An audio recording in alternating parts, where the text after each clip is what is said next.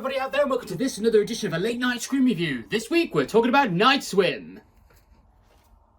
Oh, hold on, I don't know how to swim.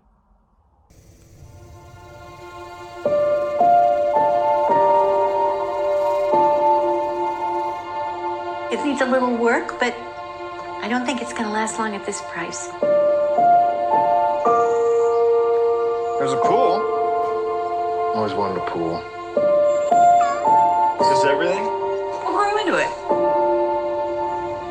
Y'all ready?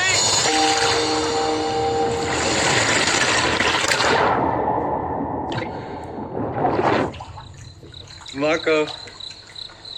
Hello.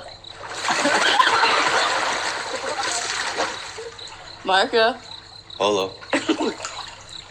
Marco. I hear you. You need to say something back.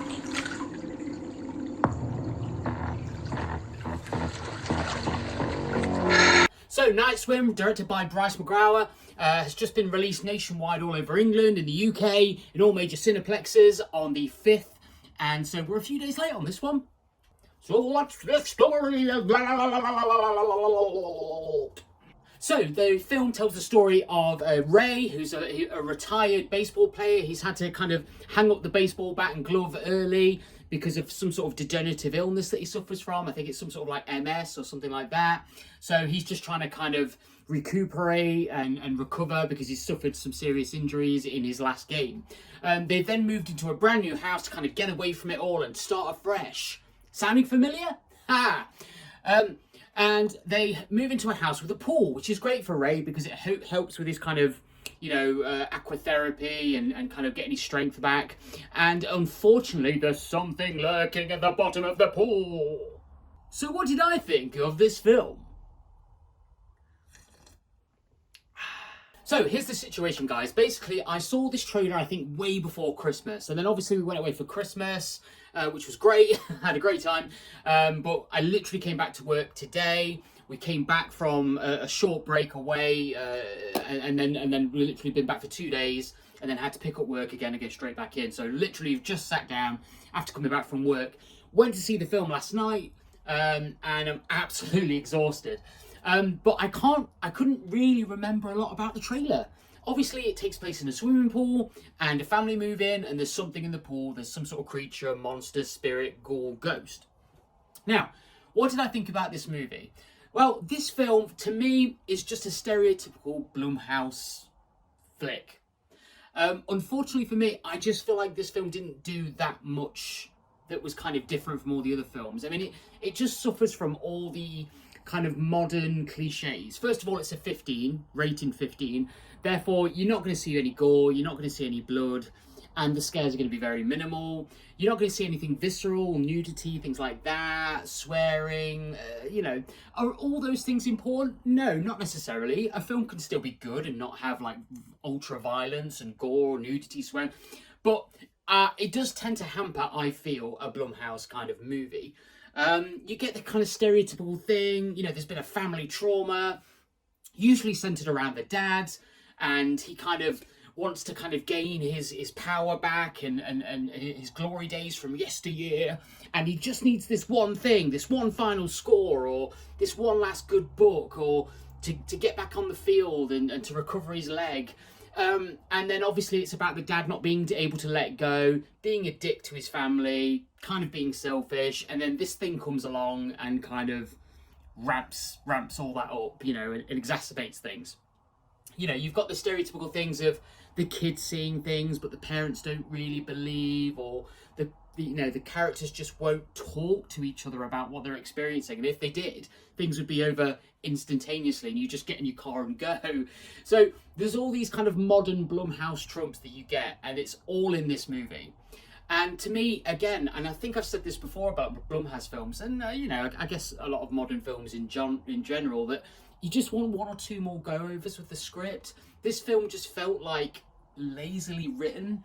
The characters are really inconsistent. They kind of flitter back and forth between things. Again, the same old thing with the creature not having defined rules, and what is it?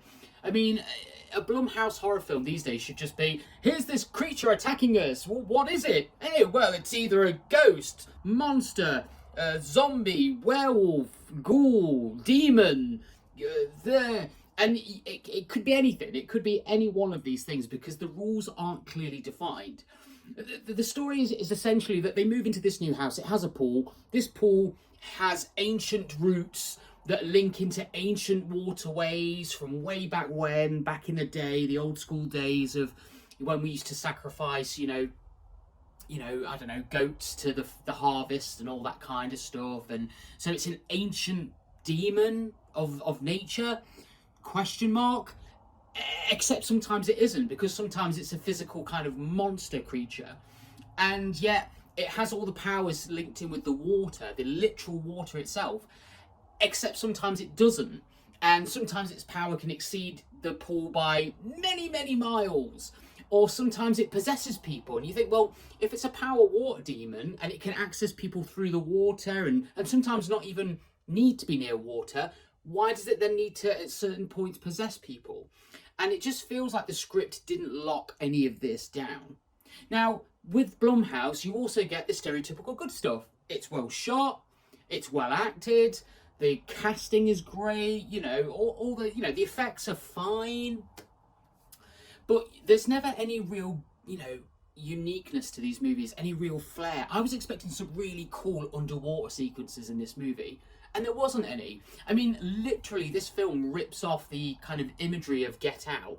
The sequence in where the main character's pulled into the, I don't know what you call it, the underspace, and he has to sink through the floor. And then he looks up and there's like a screen in the darkness, and that's what his eyes are seeing. It was exactly the same thing in this movie.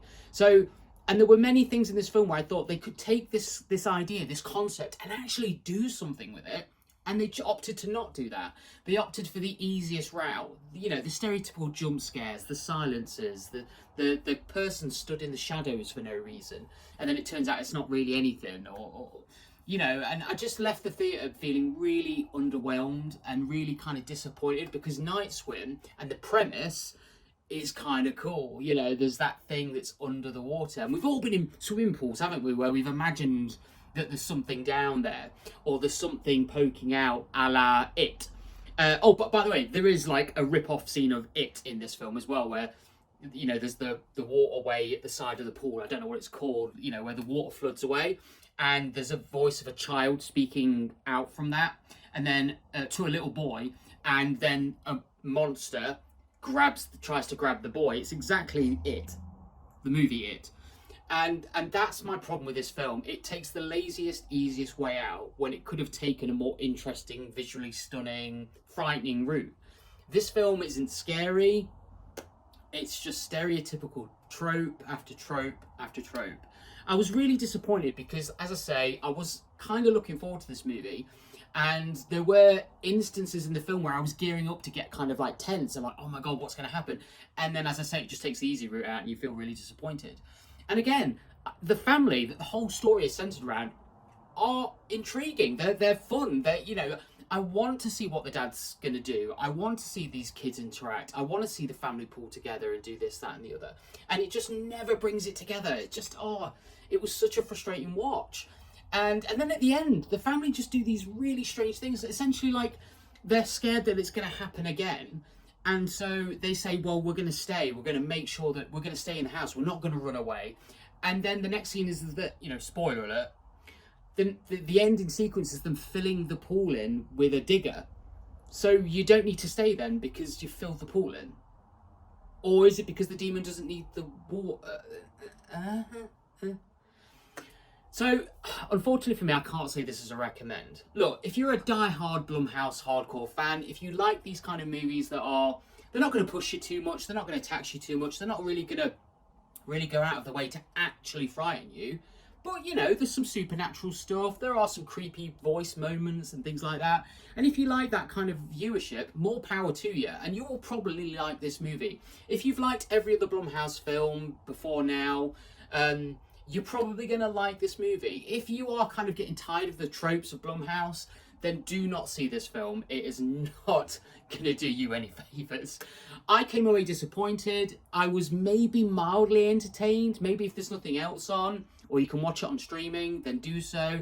But it's not a recommend for me on this one, I'm afraid. It's, yeah, unfortunately for me, night swim, don't bother going in the pool. Just don't bother. So that's it from me for this week. I'm not sure what's coming up next in terms of the horror movies that we're going to review. We're still working on the episode 2 of season 2 of Jack Horrorhound's House of Horrors. That's going to come out on the 1st of February, so keep your eye out for that. We're going to try and release some other bits of content across our media platforms. But until then, guys, stay safe, stay scared, and we'll speak to you soon. Bye.